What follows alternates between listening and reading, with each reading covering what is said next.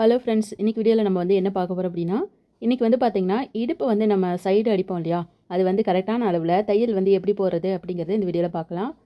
பிகினர்ஸாக இருக்கவங்களுக்கு இந்த வீடியோ ரொம்பவே யூஸ்ஃபுல்லாகும். வீடியோவை ஸ்கிப் பண்ணாமல் பார்த்து கற்றுக்கோங்க. நீங்கள் புதுசாக இந்த சேனலுக்குள்ளே வந்திருக்கீங்கன்னா சேனலை சப்ஸ்கிரைப் பண்ணிக்கோங்க. மறக்காமல் பெல் ஐக்கானை எனேபிள் பண்ணிக்கோங்க. அப்போ தான் உங்களுக்கு நோட்டிஃபிகேஷன் வரும். இப்போ வந்து நம்ம ஸ்லீவை வந்து ஜாயின் பண்ணி எடுத்ததுக்கப்புறம் தான் நம்ம வந்து சைடு அடிக்க போகிறோம். ஸ்லீவை ஜாயின் பண்ணுறதுக்கு முன்னாடியே நீங்கள் வந்து அப் அண்ட் டவுன் இருக்கா அப்படிங்கிறத செக் பண்ணி பார்த்துக்கணும். என்னோட கட்டிங் அண்ட் ஸ்டிச்சிங் மெத்தடில் அப் அண்ட் டவுன் இருக்காது. என்னோடய வீடியோஸ் பார்த்துருந்தீங்கன்னா உங்களுக்கு புரிஞ்சிருக்கும். பார்த்தீங்களா, ஒரு துளி கூட நம்மளுக்கு அப் அண்ட் டவுன் கிடையாது. சூப்பராக இருக்குது இல்லையா? இந்த மாதிரி தான் இருக்கணும் நம்ம தைக்கிறப்ப. ஏன்னா இடையிலலாம் நம்ம வந்து தையல் பிடிக்கலாம் அப்படின்னு சொல்லி பிடிக்கக்கூடாது. அது வந்து ஃப்ரண்ட்டில் உங்களுக்கு அசிங்கமாக தெரியும். கரெக்டாக நம்ம வந்து தைச்சு கொண்டு வந்திருந்தோம்னா இந்த மாதிரி மிஸ்டேக் வந்து வராது. பெரும்பாலும் புதுசாக தைக்கிறவங்களுக்கு இந்த மாதிரி மிஸ்டேக் வந்து வரும். உங்களுக்கு இந்த மாதிரி மிஸ்டேக் வருதுன்னா கமெண்ட் பாக்ஸில் சொல்லுங்கள். நான் வந்து உங்களுக்கு எப்படி சரி பண்ணுறது அப்படிங்கிறத நான் வந்து தனியாக அதுக்குன்னே ஒரு வீடியோ போட்டு சொல்லித்தரேன்.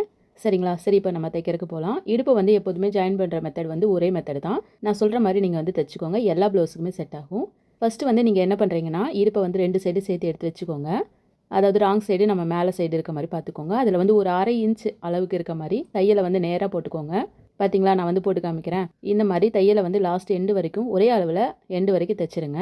சரிங்களா? இதே மாதிரி 2 சைடுக்கும் 1/2 இன்ச் தான் இருக்கணும், எக்ஸ்ட்ராலாம் இருக்க வேணாம். அந்த எண்டு தையல் போடுவோம் இல்லையா, அந்த மாதிரி தான். ஃபஸ்ட்டு வந்து நீங்கள் எண்டு தையல் போட்டுக்கிட்டிங்கன்னா உங்களுக்கு அடுத்தடுத்து தையல் போட ரொம்ப ஈஸியாக இருக்கும். நம்ம அதிலே சொன்ன மாதிரி தான், உங்களுக்கு வந்து அப் அண்ட் டவுன் இருக்கக்கூடாது. அப் அண்ட் டவுன் இருந்ததுன்னா நீங்கள் எதில் அதிகப்படுத்திருக்கீங்க அப்படிங்கிறத பார்த்து சரி பண்ணிக்கோங்க. இப்போ வந்து பார்த்தீங்கன்னா 2 சைடுக்குமே நம்ம வந்து 1/2 இன்ச்சில் ஒரு தையல் வந்து போட்டு கம்ப்ளீட் பண்ணியிருக்கோம். அடுத்ததாக நம்ம வந்து எப்படி தையல் போடணும் அப்படிங்கிறத நான் சொல்கிறேன். நீங்கள் தெளிவாக பார்த்துக்கோங்க. நெக்ஸ்ட்டு என்ன பண்ணணும்னா, 2 ஸ்லீவ் இருக்குது இல்லையா, அந்த 2 ஸ்லீவு சேர்த்து எடுத்து வச்சுக்கோங்க. கரெக்டாக வந்து உங்களோட ஸ்லீவோட சுற்றளவு இருக்கு இல்லையா, சர்க்கம்ஃபரன்ஸ் வந்து எவ்வளோ இருக்குன்னு பார்த்துக்கோங்க. அதை வந்து நீங்கள் தைக்க போகிற ப்ளவுஸில் மார்க் பண்ணிக்கோங்க. டேப்லேருந்து அளவெடுத்தாலும் பரவாயில்ல, ப்ளவுஸ் அப்படியே வச்சு கூட நீங்கள் மார்க் பண்ணிக்கோங்க. இந்த மார்க்கிங் வந்து 2 ஸ்லீவுக்கும் சேர்த்து மார்க் பண்ணிக்கோங்க. அப்போ தான் தைக்க முடியும். இப்போது நம்மளோட அந்த ஸ்லீவுக்கு ஏற்ற மாதிரி அந்த மார்க்கிங் இருக்குது பாருங்கள், அதுலேருந்து நேராக ஒரு கோடு போட்டுக்கோங்க. நேராக தான் இருக்கணும், கோணையாலாம் இருக்கக்கூடாது. ஸ்கேல் வச்சு கூட போட்டுக்கோங்க. இப்போது அந்த தையலை வந்து கரெக்டாக அந்த ஸ்லீவோட எட்ஜ் வரைக்கும் கொண்டு வந்துடுங்க. அதாவது நம்ம மார்க் பண்ணியிருக்கோம்ல, அந்த மார்க்கிங் வரைக்கும் கொண்டு வந்துடுங்க.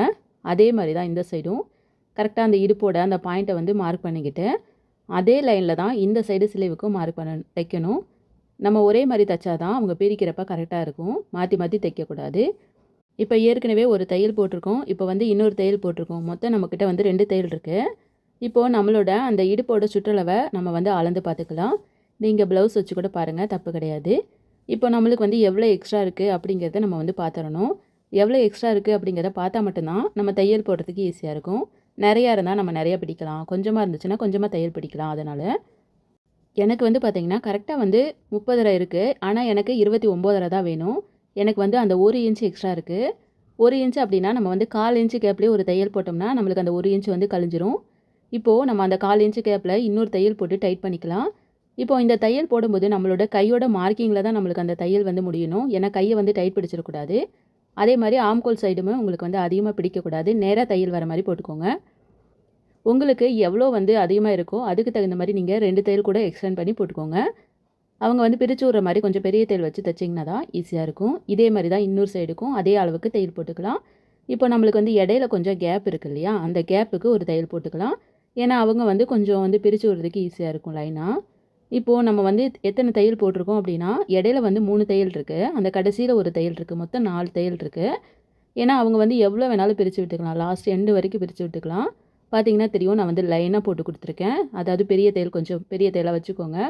என்னென்னா அவங்க வந்து கொஞ்சம் அவசரமாக பிரிக்கும்போது அது வந்து தையல் சீக்கிரமாக பிரிக்க முடியாது, இறுக்கமாக இருக்கும். அதனால் வந்து கொஞ்சம் பெரிய தையலாக வச்சுக்கிட்டிங்கன்னா அவங்க பிரிக்கிறப்ப ஈஸியாக இருக்கும். சரிங்களா? அதனால் பெரிய தையல் வச்சுட்டு தைச்சிக்கோங்க. இப்போது நான் தைச்ச மாதிரி தான் நீங்களும் தைச்சி எடுத்துக்கோங்க. உங்களோட மெஷர்மெண்ட் வந்து கரெக்டாக வருதா அப்படிங்கிறது செக் பண்ணிக்கணும். அதாவது உடம்பு சுற்றளவும் நீங்கள் வந்து பார்த்துக்கணும், கை சுற்றளவையும் பார்த்துக்கணும், இடுப்பு சுற்றளவையும் பார்த்துக்கணும். இது 3மே கரெக்டாக இருந்தால் உங்களோட ப்ளவுஸ் வந்து அவங்க போடும்போது கரெக்டாக இருக்கும். இதை செக் பண்ணிவிட்டு கொடுங்க. புதுசாக தைக்கிறீங்கன்னா ஒரு 2 ப்ளவுஸுக்கு இந்த மாதிரி ட்ரை பண்ணுங்கள். கண்டிப்பாக நல்ல ரிசல்ட் கிடைக்கும்.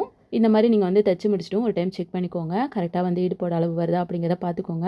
கரெக்டாக வந்துருச்சுன்னா ஓகே, வரலைன்னா நீங்கள் வந்து என்ன பண்ணுறீங்கன்னா லைட்டாக கூட இன்னும் கொஞ்சம் பிடிச்சிக்கலாம். இப்போ வந்து உங்களுக்கு புரிஞ்சிருக்கும்னு நினைக்கிறேன். இந்த மெத்தடை ஃபாலோ பண்ணி நீங்களுமே இடுப்புக்கு தையல் போட்டுக்கோங்க. உங்களோட ப்ளவுஸ் எவ்வளோ பெரிய சைஸாக இருந்தாலுமே சரியாக வந்துடும். இப்போ நம்ம வந்து அளவுகள் எல்லாத்தையும் செக் பண்ணிட்டோம், நம்மளுக்கு கரெக்டாக இருக்குது. இப்போ நம்மளோட ப்ளவுஸை பரட்டி எடுத்துக்கலாம்.